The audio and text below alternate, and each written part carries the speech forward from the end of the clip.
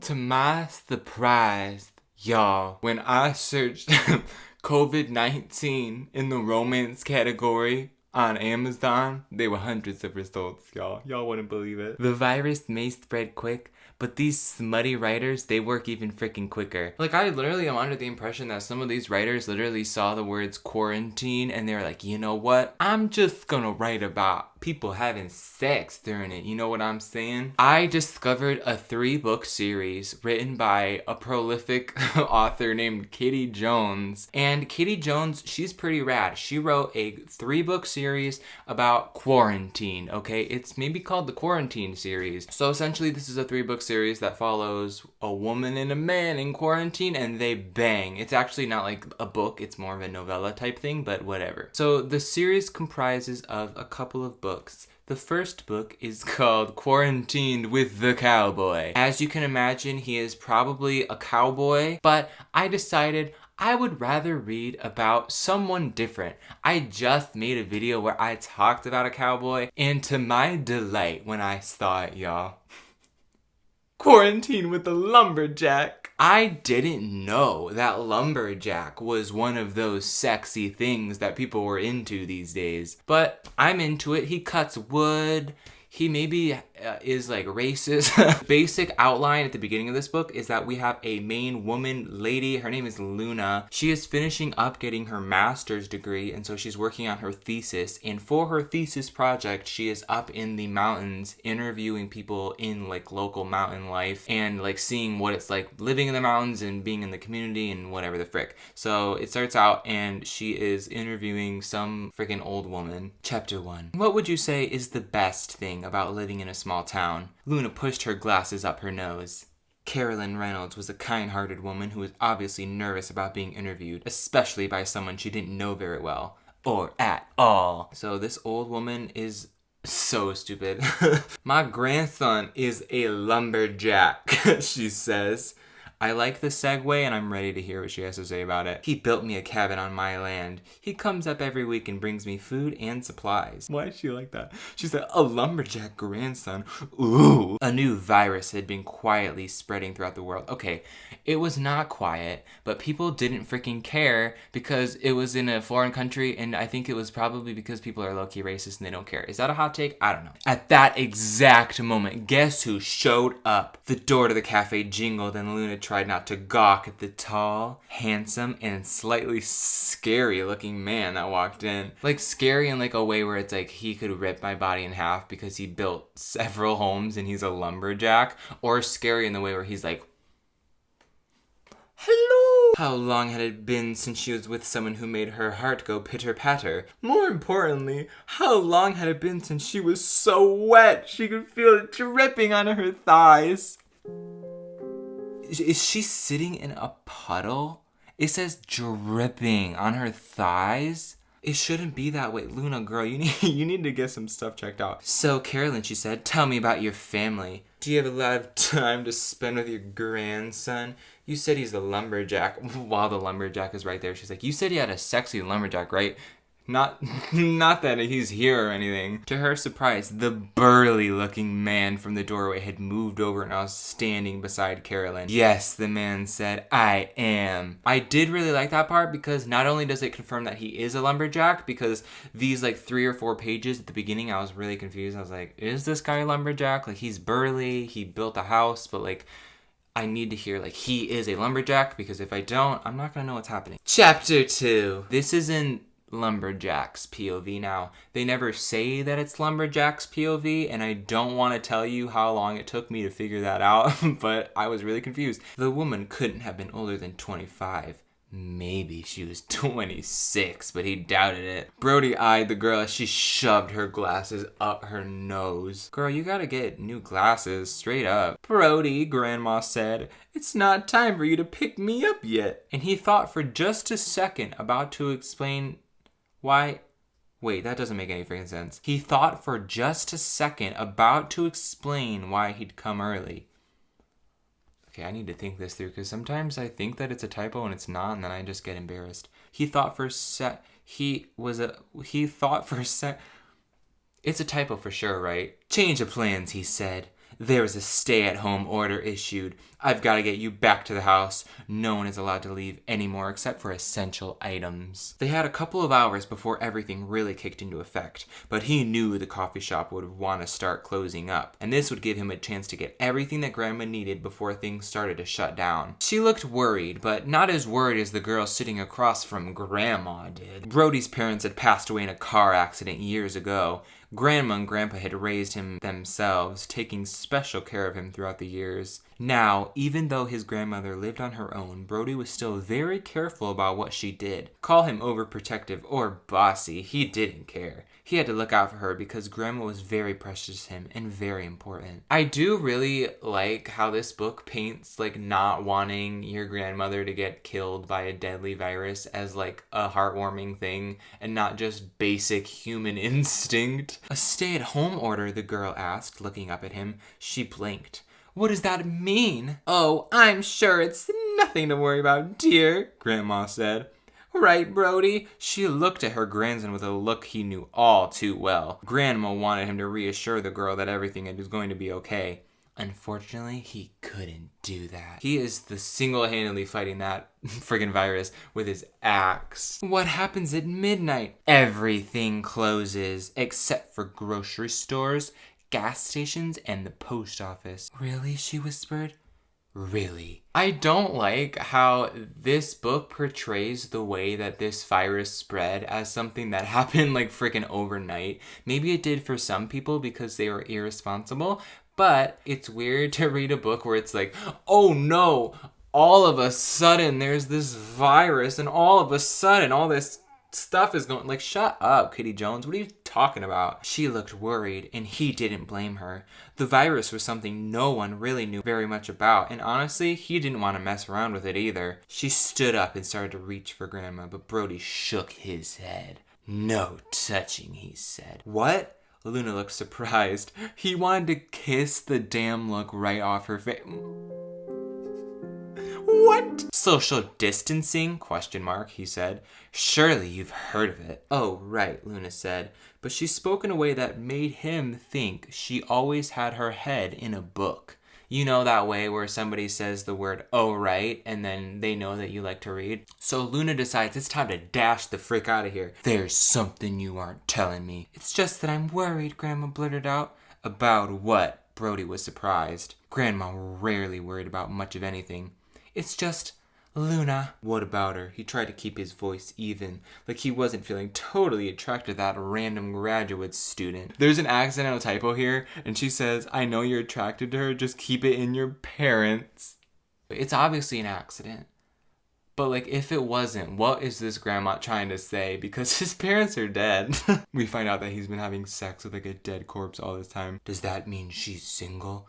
Grandma laughed and shook her head. You're so much like your daddy, she said. What the actual frick? I know that this isn't supposed to be sexual, but given the fact that she said keep it in your parents and now she's saying daddy like that, it shouldn't be like this. I can't believe it. And then Grandma says that Luna is trying to drive back to Denver. But then Brody says that she's not going to be able to do that because all the highways are closed because of the coronavirus. That's not a thing, right? Why would they close the highway? That doesn't make any freaking sense. Maybe they did in some towns, but I can't imagine them being like, oh, we know that some of you are probably going to want to travel home or like even just drive home from work, given the fact that based on what we just heard paragraphs ago, that this order was just announced and that they have like till the next day or like a couple days until it's official. So why would they close the highway immediately? Brody is talking here. He says, would you feel better if I stopped by to check on her? Yes, please. She clapped her hands like a normal freaking person. So he drops off his grandma and he like lets her in the house. And he's like, get out now, old idiot. Her fat cat, Whiskers, came out to meow at them. So Whisker said, meow. Meow. And he is, in fact, fat. Stop beating him so much. Brody frowned at the cat. Don't you body shame him, Grandma said, shaking her finger. All bodies are beautiful. Okay, we're skipping this. Stupid. So he drives to the motel, and Luna is like standing outside by her car. Luna looked up at him. "It's you," she said, blushing. She looked away. She still got like a wet spot on her thighs where she was dripping. "What's the problem?" It won't start." "Doesn't matter. Roads are closed." "Then how did you get there, dude? What the frick?" The grad student might be beautiful, but she was also honest. "Honest about what?" "I have a guest room. You can stay with me." "What?" She looked up at him with complete shock on her face. "My grandmother was going to offer you her sofa, but her cat seems to think that's his home. I'd hate to hear you dying, being clawed to death by a jealous fat cat." "Don't body shame him," she whispered. What the frick? Okay, so now Luna is going to live with this lumberjack, Brody. Luna wiped away some tears, and Brody tried not to think too hard about what she looked like naked on his bed with him kissing those tears away. Am I the only one that feels really uncomfortable that this man just met her and firstly noted how attractive she was, and then when she was in a sticky situation, instead of helping her because it's the right thing to do, he decides to help her thinking that he might be able to sleep with her? Someone's gonna go to freaking jail because of this, you know what I'm saying? Anyways, it's time for chapter 3 in Luna's POV. The lumberjack was going to save her. Was that it? Yeah, it freaking is. What? He was strong and handsome, and Luna had a feeling he knew it. Warning bells were going off inside of her head, and also her vagina. It shouldn't be like this. Like, it shouldn't freaking be like this. And I'm so sorry to everyone watching this video. Hormones. If she had better control of them, she wouldn't be so anxious right now. More like hormones, if you know what I'm saying. "Welcome to my home," he said. He's talking about how he built the house, and you can tell that this woman that wrote this book, Kitty Jones, you can tell that she does not know how this freaking works, and she's just like, yeah, I just like got my hammer and I just made the house. Like it's freaking Minecraft or something. "How did you even do this?" she asked. "One tree at a time," he said. "You cut the lumber yourself?" "I did." She looked around for a minute more, and then he finally made a weird harumph sort of noise and gestured her. "Come on, I'll show you the bedroom." "Unless you want to sleep with me," he said. He raised an eyebrow, challenging her, and she bit her damn lip. Yes, she absolutely did want to sleep with him. It was a terrible idea, and it was a horrible plan. But yes, she absolutely did want to sleep with him. "Yeah," she said bravely. "I think I do." So they're gonna friggin' sleep in the same bed together. Oh my god. Chapter 4. So, the little student was brave, was she? Fearless. He'd thrown out the sleeping with me comment, but hadn't expected her to actually bite. She wasn't gonna hold back. Not if she wanted him. He looked at Luna. The girl was near quivering. How long had it been since she'd been...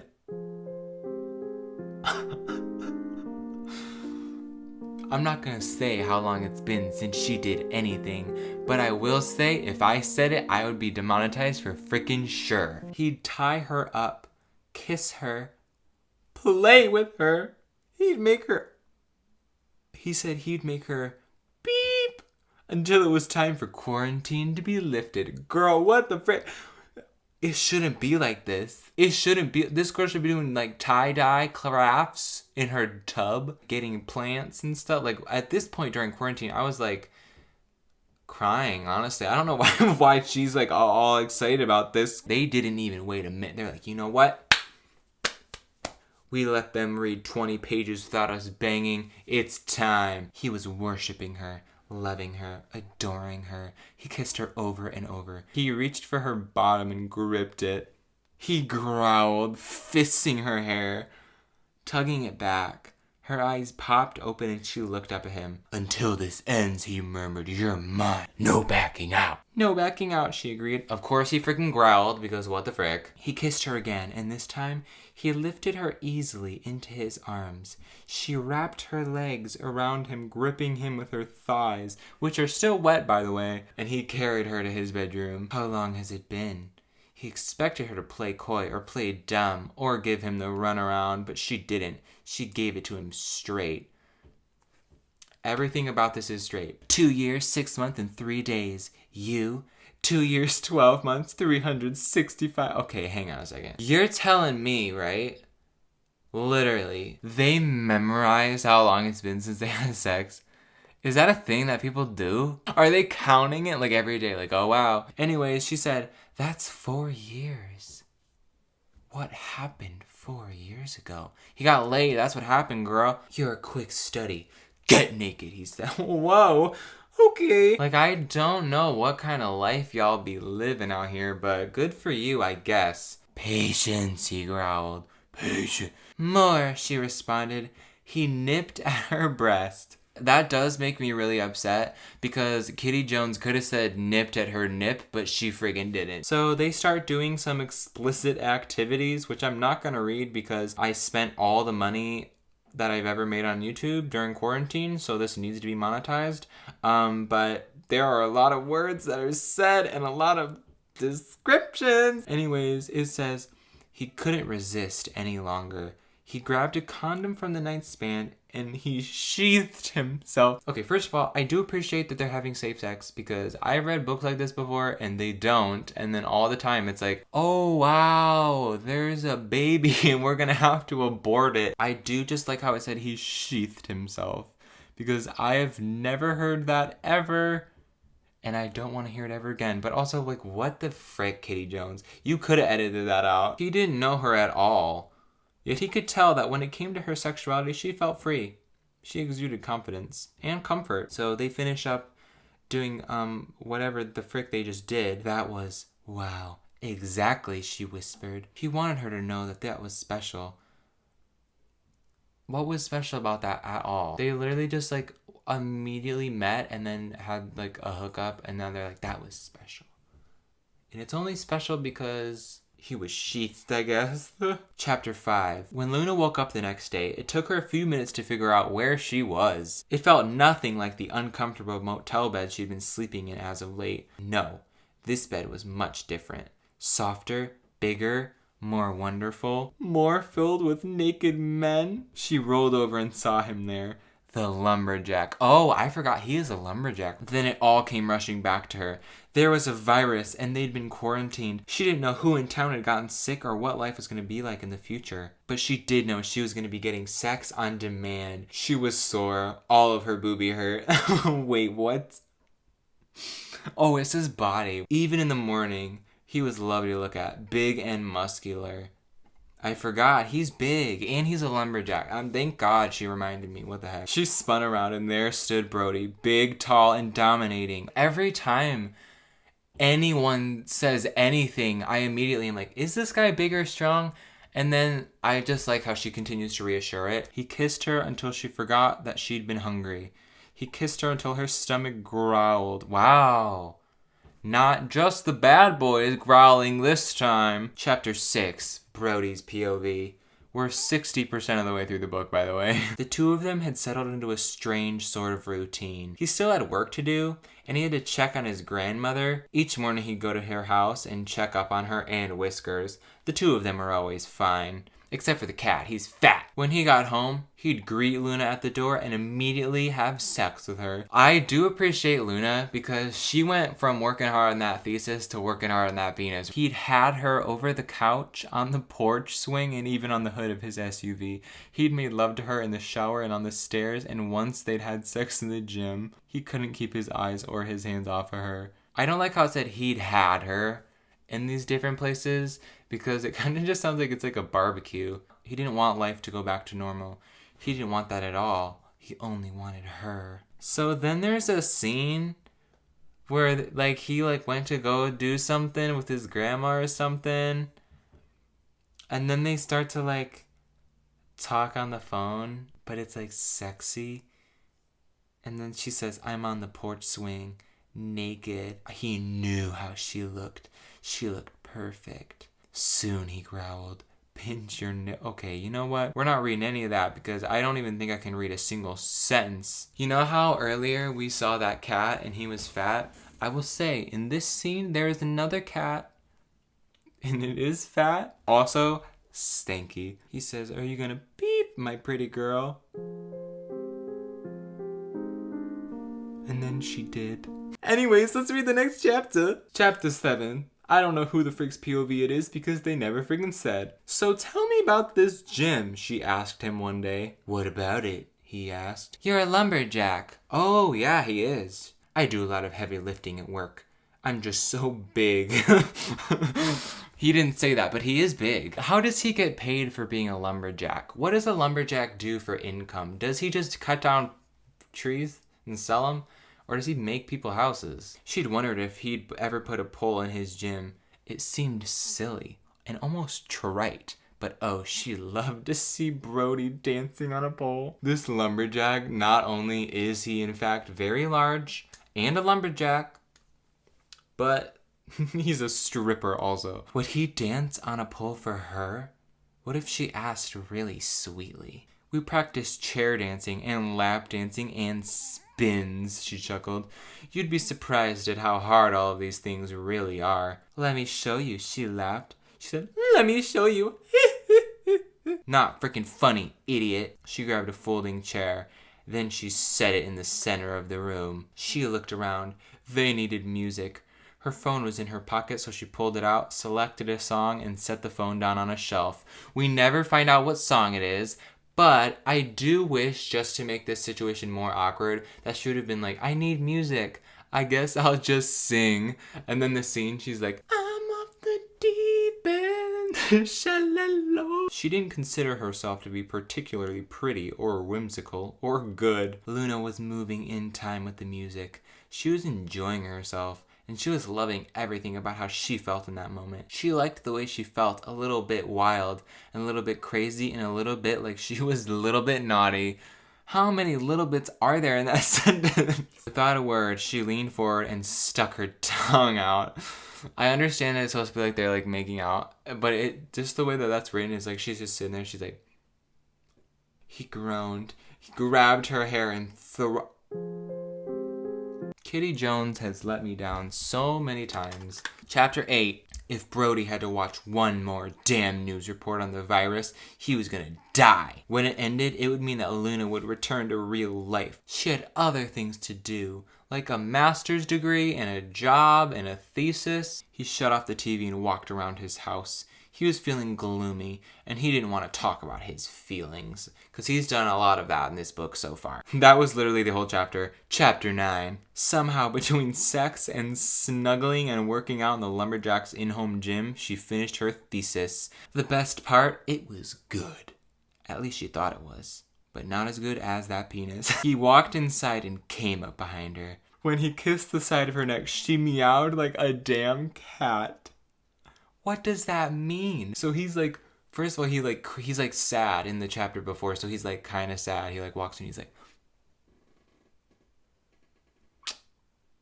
Then she goes, meow! Like, what? I have never in my adult life meowed. Like, at all, ever. Retweet if you have ever meowed before. There's some horse girl in the comments, she's like, every freaking day, what are you talking about? "I'm so proud of you," he said. Then he lifted her up, carried her to the bedroom, and tossed her on the bed. Of course, right? He was on her in an instant, growling and biting her neck. The growling has evolved from being a dialogue tag, or just a random thing that a character does, to now he is biting. Maybe even scratching. Suddenly, all at once, it hit her that their time together was almost done. Once the stores opened up and the roads were open again, they were free to travel. Suddenly, he was no longer on top of her. He'd sense her confusion and her sadness, and he climbed beside her. "I have a problem," she whispered. "Tell me." "I'm scared." There. She said it. Wow, she is so brave. "Of what?" he asked. "Of saying goodbye to you." "You mean because the quarantine is ending?" "Yes." "You don't want this to end?" "No." The dialogue here is profound and moving. "I don't want this to end either," he said. I don't know why this dialogue is so awful. Like, even if it was just like one exchange of dialogue that these characters had that would somehow make it that they have any sort of relationship outside of relentlessly hooking up, I would believe it and I'd be into it. But they have had no conversations at all. "Your grandmother is going to think we're crazy." He laughed and shook his head. "Did she mention to you how she met my grandfather?" "No. My grandfather took her home and she just never left. 5 kids later and the rest is history." 5 kids? 5, Brody nodded. and it was a one-night stand. What the frick? So it was quintuplets? Is that what she's saying? Wow, that random grandma at the beginning, I did respect her, but now I respect her more because she had quintuplets.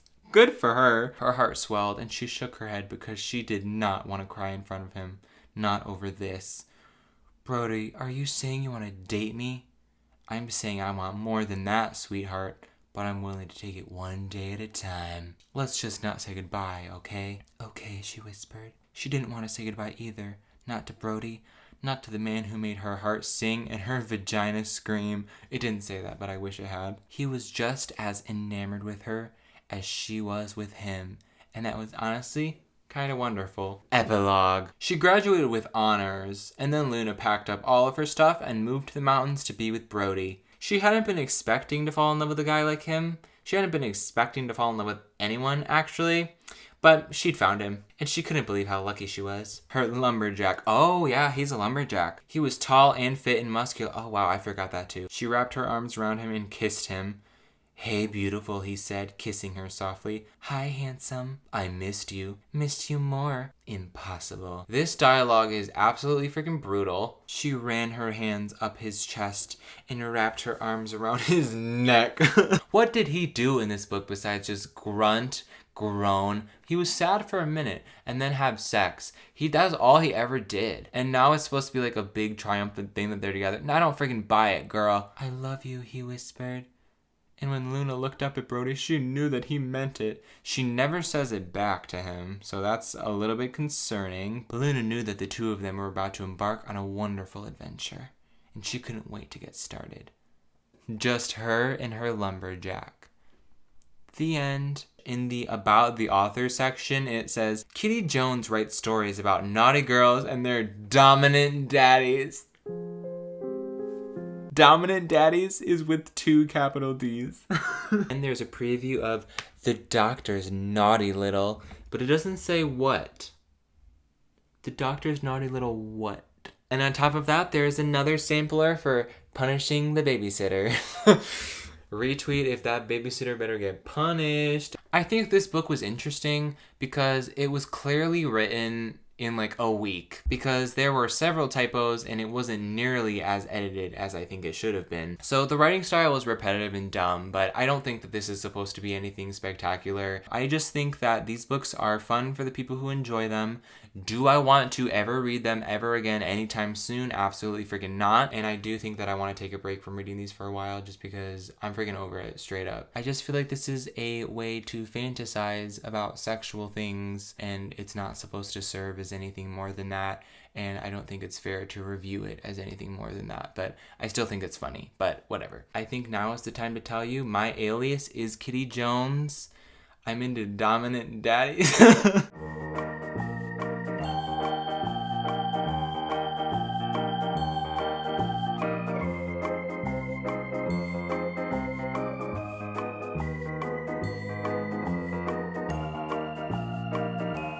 Let's take a look through Kitty Jones' discography. Let's see what she's got. Dom Daddy and the Virgin. There's fan favorite, The Doctor's Naughty Little. Daddy Dom and the Bad Girl. The Doctor's Pregnant Little. An age play DDLG?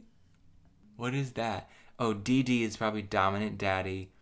LG is probably Little Girl. Oh my god. Kitty Jones, girl, get the frig out.